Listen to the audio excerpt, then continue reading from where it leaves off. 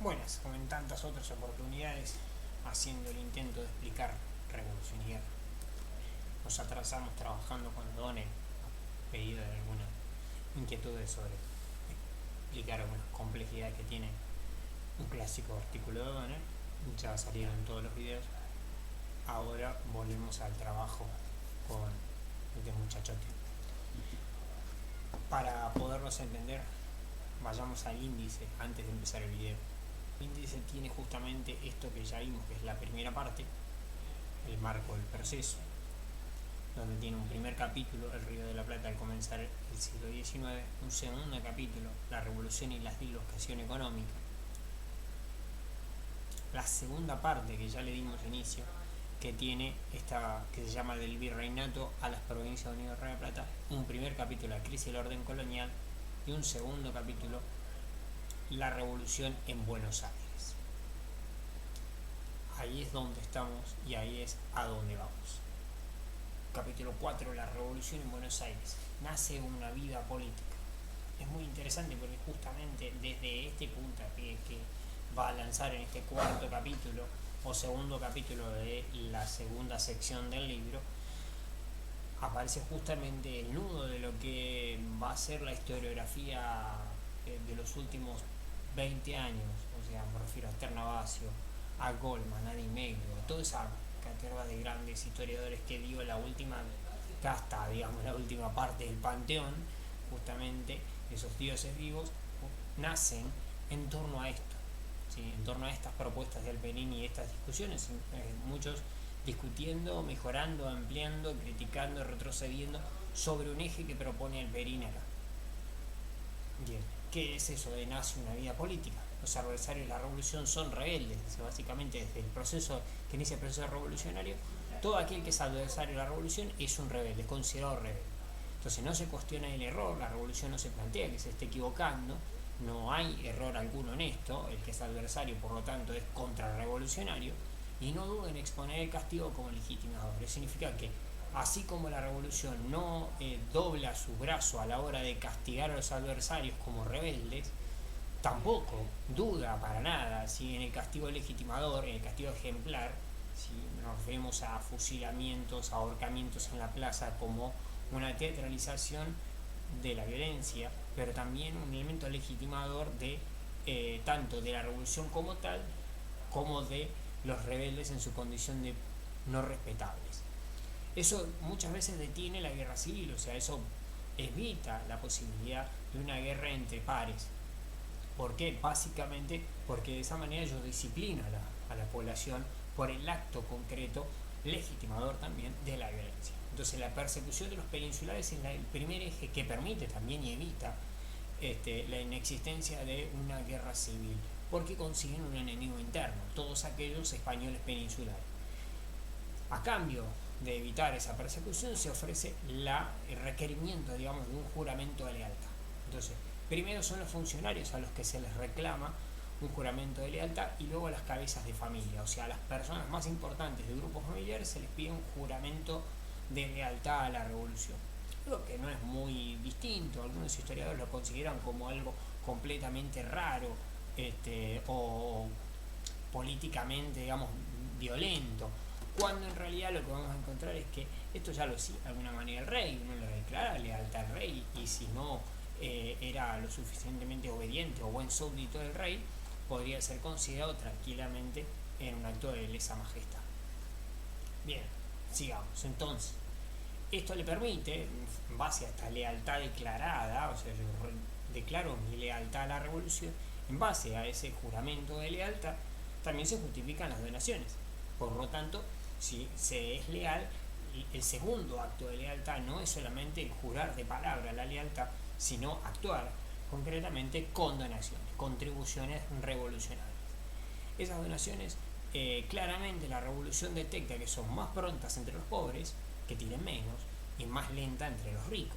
Entonces, justamente, esto va a empujar, a presionar a algunos sectores y le va a dar mayor carácter popular a la revolución. La indeterminada base social, sí, que es una cosa que Alperín todavía mantiene, o sea, ¿tiene una condición popular? Sí. ¿Instala una política popular? Sí. Pero también su base social es bastante indeterminada. ¿Por qué? Porque obtiene apoyo de funcionarios, apoyo de las grandes cabezas de familia y tiene apoyo popular. Por tanto, no es concretamente una revolución de un sector de la sociedad contra otro sector de la sociedad. Es bastante más variopinta la base social de ese nuevo orden. El problema es que esa condición de variopinta la aísla socialmente. No le permite tener asidero en un sector de la sociedad, no le permite hacer la revolución de la élite ni la revolución de los pobres. Es básicamente la revolución de Buenos Aires, por decirlo de una manera, y eso también le incomoda a la hora de tomar decisiones por no poder tomar decisiones desde un solo lugar. Tiene que tomar desde lugares relativamente del consenso, ¿sí? Y entonces, al no tener asidero del todo social, obviamente sus decisiones políticas también tienen cierto grado de contradicción en busca de un consenso legitimador, de algo más colectivo. Eso también tiene una virtud de pronto. Alperín tiene este hábito de poner en la balanza más o menos todo lo que se pueda. ¿Y cuál es la otra virtud que tiene esta actitud de no tener una base social? Básicamente la de soslayar los conflictos frontales, o sea, no tiene necesidad la revolución de enfrentar a un sector de la sociedad, a un sector político. Puede relativamente ir generando pequeños conflictos o enfrentamientos con los sectores, con los opositores, pero sin necesidad de que sea abierto. ¿Por qué? Porque básicamente la revolución es la dueña de la calle.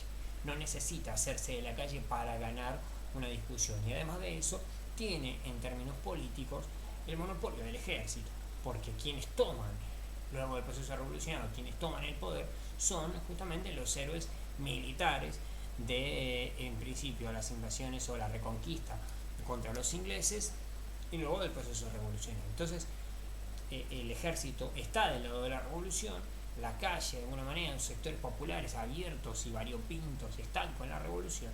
Los opositores son más aislados, mezclados y de diferentes orígenes, aunque trata de focalizarse sobre los peninsulares.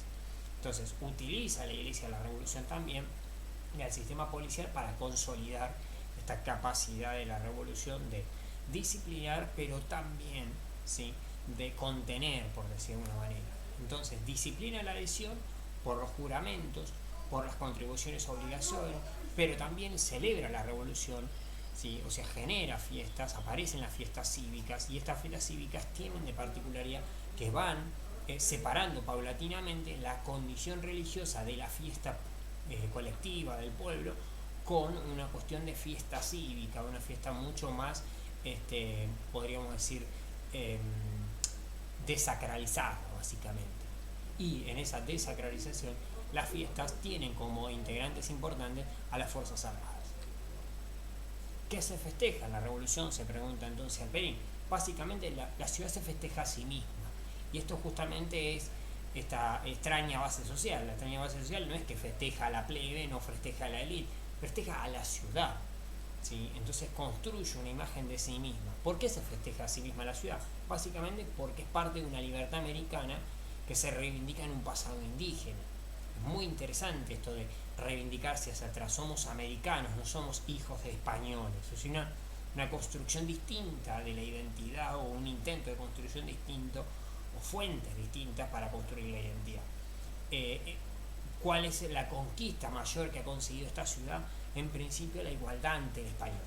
Porque la construcción de la igualdad, el concepto de igualdad que se va a buscar, es la igualdad ante el español, no la igualdad entre ellos. No es la igualdad entre los americanos, es la igualdad de los americanos con respecto al español. Entonces, de esa manera inhibe, dice, de innovar frente a las diferencias sociales, aunque no rompe con los privilegios políticos. Esto se resume en el conflicto entre Saavedra y Moreno acerca de si el presidente de la Junta debe tener los honores del virrey. Obviamente Saavedra considera que sí, para sostener obviamente el principio de autoridad, y Moreno considera que no. ¿En pro de qué? De la construcción de la igualdad. Eso era una marca. Los prestigios o los privilegios que se le daban al virrey tienen que ver con esa marca que tenían los españoles por sobre los americanos. Y ahora un gobierno americano no puede separar a ningún americano por sobre ningún americano. Entonces se conserva la noción de gente decente, o sea que las desigualdades se preservan. Limita esto la movilización política por una parte, pero el sector plebeyo no deja de tener importancia dentro de la balanza política y de las disputas. Movilizar a los sectores populares se hace más simple a comienzos de abril del 11, según Alperín. Acá hay un nudo que no se puede abordar solamente acá, pero el motín del 5 y 6, o lo que se llama la sonada del 5 y 6 de abril de 1811, son muy importantes para la explicación de todo este capítulo. Siempre va a estar como una bisagra entre un antes y un después. Hay una sonada popular, y esa sonada popular lo que marca es la presencia de la politización popular. O sea, cómo los sectores populares, como el pueblo, los de la campaña, consideran que movilizarse, armados o no armados incluso, solamente el número, alcanza para inclinar la balanza y tomar una decisión. En esa politización popular, Alperín la considera como un hecho rico en consecuencia, porque no se limita solamente a movilizar. O sea, el poder revolucionario transforma la opinión pública plebeya, ¿sí?, en un elemento nuevo del sistema político. Eso significa que ese sistema político que surge después de 1810, el 25 de mayo de 1810, está siempre con una térmica que está vinculada a la opinión pública, que determina de alguna manera los humores de lo popular, de lo colectivo, como de algún modo un termómetro político de la realidad de ese sistema político, que tiene que ver con una nueva política, una nueva vida política. Entonces, seguimos incorporando nociones de participación popular en este capítulo. O sea, la guerra demanda una participación creciente de los sectores populares, que en la etapa colonial no era así. O sea, los sectores populares tenían un lugar marginal. La guerra era o de un sector específicamente profesional, o las milicias tenían un rango menor y de alguna manera maltratado en términos de recursos. Acá la convocatoria al reclutamiento, ya sea voluntario o ya sea obligatorio, parte de bases populares, y le da eso de alguna manera participación política también a esas tropas. Entonces tienen un lugar distinto dentro de la sociedad. Se busca instalar una fe revolucionaria, y esa fe revolucionaria se sostiene en buena parte por la multiplicación de las imprentas y de la propaganda de la revolución, para creer que la revolución es motor de cambio, con la función de ese apoyo guiado que va buscando la revolución, o los sectores que lideran la política, sostienen este costo de la movilización militar. O sea, un sector social como los sectores populares podrían verse dañados por las muertes, por las desafecciones, o sea, las distancias que genera tener que irse en una campaña militar, pero cómo se sostiene justamente con esto de la fe revolucionaria, con el fragor revolucionario, del ser la ciudad victoriosa que se festeja, y entonces aquel que forma parte de la tropa se siente prestigioso y respetado por la ciudad donde vive. Esto también tiene consecuencias políticas, porque lo que va a marcar prontamente al Perú es la emergencia de nuevos jefes políticos que consideran que sus voces tienen derecho a ser escuchadas. Entonces la movilización política tiene un límite.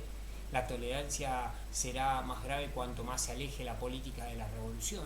O sea, cuanto más yo me aleje de 1810 en términos temporales y en términos políticos, y la revolución empiece a ser cada vez menos revolucionaria y cada vez más una crisis política, la tolerancia va a empezar a decaer. Entonces voy a encontrar que alrededor de 1810 los motines o las quejas o las movilizaciones populares van a ser permitidas, y cuando yo esté en 1819, 1820, 21, 22, la movilización popular va a ser un acto de sedición, un acto de rebeldía, y se va a castigar de la manera más violenta posible. Pero en ese entorno a esos dos hitos, ¿sí?, de tolerancia cero y de mayor tolerancia o permisibilidad a principios del proceso, se construye el mito de una ciudad invencible. Toda esa movilización política y los éxitos militares construyen la idea de que es la única ciudad no conquistada de nuevo por los españoles.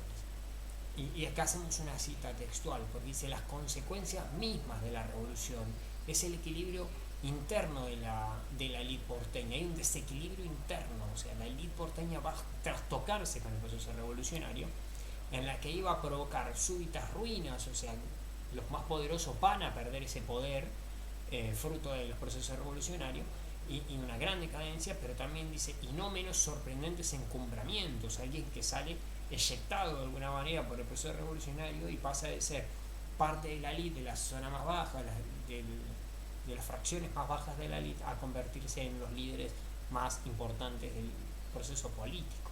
Cierra diciendo, debía difundir una imagen menos rígida del ordenamiento social. Entonces la revolución termina construyéndose a sí misma como una promotora de esta igualdad social o de la movilidad social que era gran legitimadora de sí misma. O sea, no se estaba contando a sí misma la revolución como aquella que se comía y destrozaba a la élite o la implotaba hacia adentro, no, sino que la revolución se empezaba a contar a sí misma como justamente la que permitía un ordenamiento social donde cualquiera podía llegar a ser de un soldado a un capitán de tropa, de un capitán de tropa a un gran jefe militar o un líder político en la ciudad. Continuemos con este equilibrio de la élite. Entonces el equilibrio interno de la élite es el más afectado, ¿sí?, dañado por la lucha política contra los antirrevolucionarios peninsulares y los altos funcionarios. O sea, ese es el nudo principal del conflicto de la élite. O sea, dentro de los sectores dominantes se van a dar como escenario estos conflictos entre antirrevolucionarios peninsulares, altos funcionarios y además de eso los propios conflictos incluso entre los propios revolucionarios. O sea, el Cabildo en 1811 cautela eximir de la persecución a quienes juren lealtad. O sea, para evitar todas estas situaciones virulentas, lo que hace el Cabildo es intervenir, ¿sí?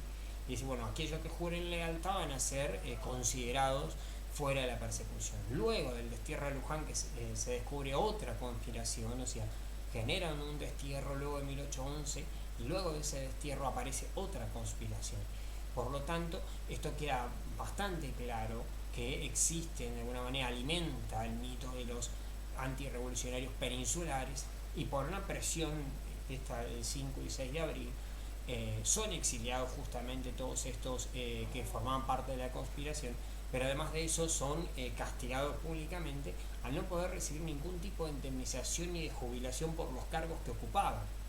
Entonces, mientras que la creación de la ciudadanía de las Provincias Unidas ofrece ahora un instrumento legal. ¿Qué significa esto de que en el Estatuto del 15 lo que yo voy a poder hacer es construir quiénes son ciudadanos? Y en base a saber quiénes son ciudadanos es mucho más simple perseguir a los peninsulares, porque no son ciudadanos por definición, porque no nacieron ni son del territorio americano. Entonces esto ya no solamente me construye la persecución política, sino ahora hay un elemento legal, un estatuto que establece que son extranjeros. Eso cambia mucho la balanza de alguna manera en términos de legitimación. La alta administración es botín de los americanos y monopolizan el alto comercio. Entonces acá hay algo que ya estaba marcado en el capítulo 2 de la primera parte, donde los americanos empiezan a avanzar sobre el alto comercio, sobre los cargos más importantes, y empiezan a desplazar a los peninsulares, que obviamente son fruto de estas deslealtades o de sospechas de conspirar en contra del proceso revolucionario. La revolución mercantil que había acompañado, ¿no?, la revolución política que ya vimos en los primeros capítulos, implicó un reajuste de ese sistema colonial, ¿sí? Pero ese reajuste en principio no excluyó a los peninsulares. Significa que algunos peninsulares, la REA es uno de los ejemplos más emblemáticos, va a conservar el lugar de preeminencia dentro de ese escenario, en muestra de sus continuados actos de lealtad para con el proceso revolucionario. El segundo punto que se trabaja en este capítulo, y que para este video es el punto final, es la crisis de la burocracia. Un apartado gigantesco donde se aborda justamente la crisis que se produce al interior del funcionariado de la corona y futuro funcionariado de la revolución. Aunque evitar tener enemigos en el cuerpo social, la revolución propone una nueva imagen del lugar de las magistraturas y dignidades de la igualdad. Esa nueva imagen del lugar de las magistraturas tiene que ver justamente con servidores del pueblo. Ahora los burócratas no son más aquellos que administran los intereses coloniales de la metrópoli, sino que ahora son servidores del pueblo. Está emergiendo de alguna manera los argumentos típicos de la soberanía popular. Entonces, como la Junta es resultado de la retroversión de la soberanía en el pueblo, ahora sus burócratas sirven al pueblo. Entonces esto permite hacer mucho más clara la necesidad o de funcionarios nuevos o de funcionarios que piensen en términos de esta nueva lógica en contra de los mandones coloniales, que es el mote que se usa para los españoles en esta parte. Entonces el dogma igualitario que se trata de instalar tiene un peligro adicional, ¿sí? Debido a que los funcionarios pueden descubrir una solidaridad de interés. ¿Por qué? Porque la persecución atrás de este dogma igualitario puede ser que estos mismos burócratas se descubran como parte de una casta, de un sector distinto, de un fragmento de la sociedad, y de esa manera enfrenten a este proceso de una manera particular, siendo poseedores de un saber que otros no tienen. Entonces se hace bastante complejo. Volviendo una vez más a la situación del 5 y 6 de abril de 1811, dice: la plebe, el 6 de abril, exige que funcionarios no reciban indemnización, aquellos que son descubiertos en la conspiración, y esto es lo que establece la supremacía del pueblo para determinar el rol de sus funcionarios. O sea, se pide el desplazamiento de aquellos funcionarios sospechados de conspiración, pero además de eso se pide que no sean indemnizados. O sea, el castigo debe ser completo. La inestabilidad se introduce por los hechos y por el derecho, básicamente por los hechos en términos de que el proceso revolucionario instala una inestabilidad política, pero también en términos de derecho porque justamente nos encontramos frente a burócratas que trabajaban para la colonia. El poder revolucionario solo se detiene ante el cabildo, y esto es un eje importante para entender los conflictos que van a suceder. Es que básicamente el poder revolucionario choca constantemente contra el cabildo. Es, de alguna manera, en la política local el gran conflicto es el gobierno revolucionario y el cabildo, y se va a resolver claramente con Rivadavia y la extensión de los cabildos. En 1819 se alcanza la última etapa, ¿sí?, de ese incesante deterioro, y se desprende de numerosos funcionarios que no puede pagar. O sea, el proceso revolucionario ya no puede sostener funcionarios de la dimensión de un virreinato cuando en realidad está gobernando Buenos Aires. Entonces empieza a achicar y empieza a cortar recursos, y frente a la falta de recursos lo que va a buscar es en aquellas corporaciones que representan al antiguo régimen. En pocas palabras, el cabildo, el consulado, las iglesias y las cofradías van a ser los destinatarios de alguna manera las requisas necesarias que la revolución requiere para sostener las tropas y el proceso revolucionario. Entonces, acá se encuentra frente a la iglesia, o sea, un enemigo complejo. O sea, la concentración del gobierno en una sola persona, en el directorio, con la caída de los triunviratos y la emergencia del directorio, hay un abandono de ese ideal de austeridad igualitaria que veníamos buscando, y hay una restauración obviamente autoritaria con un poder que es capaz ahora sí de enfrentar a la iglesia en condiciones relativas de igualdad. Pero se mantiene la afección sobre la burocracia, porque todavía no hay una definición de funcionarios preparados para abordar el proceso revolucionario. Entonces el nuevo poder no puede usar los viejos métodos de la revolución, ¿sí?, para reducir obediencia a la iglesia, a la depuración. Nos referimos a fusilamientos y ahorcamientos. No es una técnica que se pueda aplicar en este caso, lo que agudiza de alguna manera los conflictos con el clero. El gobierno los evita por todos lados, o sea, no quiere tomar partido en esas discusiones con el clero, ni las propias discusiones que al interior tiene el clero. Nos referimos a los sectores del clero que apoyan a la revolución y a los sectores del clero que están en contra de la revolución. En esta coyuntura justamente el Vaticano se desentiende y no designa obispos, y durante un lapso bastante largo de años Buenos Aires no tiene obispos. Entonces la forma de resolverlo hasta 1816 es directamente el gobierno revolucionario adopta la Comisaría General de Regulares y empieza a controlar el clero por la designación de sujetos en particular. El cabildo eclesiástico entonces va a designar provisores a la falta de obispos, ¿no? Y esos provisores anuales van a ser aprobados por esta Comisaría General de Regulares. O sea, la revolución va a ser va a dar el último visto bueno a la elección de estos sujetos. ¿Para qué? Para de alguna manera no designarlos, pero sí ser la controladora última de la designación de esta parte del clero. Entonces, en paralelo, algo que ya habíamos mencionado, la secularización de la vida colectiva, o sea, esta ritualización sin dioses o con menos dioses que antes. Entonces los festejos patronales se secularizan, se asocian a la politización revolucionaria. Nos referimos que en la Pascua se hace todo lo que debe hacerse en una Pascua, pero además de eso se le agrega el ejército o rituales vinculados a ejercicios militares. Entonces la coacción para lograr la adhesión es una necesidad y no una vocación para el Perín. Esto es muy interesante. O sea, no es que la revolución es violenta y presiona solamente porque le parece que es necesario, no es un culto a la violencia, es básicamente una necesidad frente a la coyuntura. Entonces, representan los límites de ese consenso. En aquellos lugares donde la revolución no puede, pese a su amplia base social, conseguir un consenso, necesita lograrlo por la violencia, no queda otra forma, por la coacción, por la presión.